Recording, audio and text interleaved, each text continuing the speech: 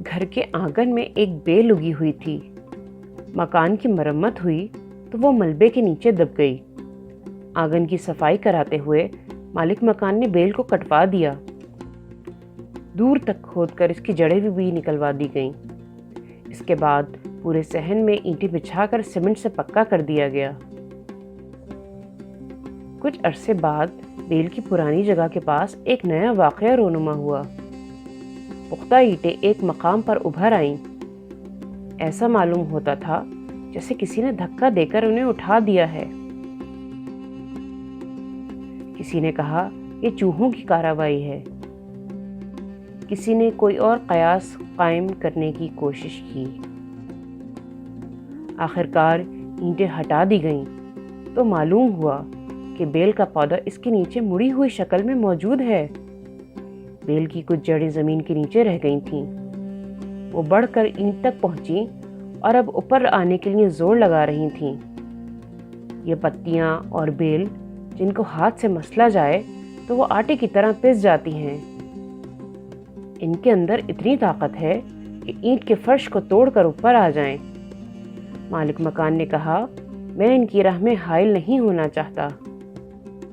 اگر یہ بیل مجھ سے دوبارہ زندگی کا حق مانگ رہی ہے تو میں اس کو اس کی زندگی کا حق دوں گا۔ چنانچہ انہوں نے چند اینٹیں نکلوا کر اس کے لیے جگہ بنا دی۔ 1 سال بعد ٹھیک اسی مقام پر تقریباً 15 فٹ اونچی بیل کھڑی ہوئی تھی، جہاں اس کو ختم کر کے اس کے اوپر پختہ اینٹیں جوڑ دی گئی تھیں۔ پہاڑ اسی ساری وسعت اور عظمت کے باوجود یہ طاقت نہیں رکھتا کہ کسی پتھر کے ٹکڑے کو ادھر سے ادھر کھسکا دے، مگر قدرت کے ننھے پودے میں اتنا زور ہے کہ وہ پتھر کے فرش کو دھکیل کر باہر آ جاتا ہے۔ یہ طاقت اس کے اندر سے کہاں سے آئی؟ اس کا سرچشمہ عالم فطرت کا وہ پراسرار مظہر ہے جس کو زندگی کہا جاتا ہے۔ زندگی اس کائنات کا حیرت انگیز واقعہ ہے۔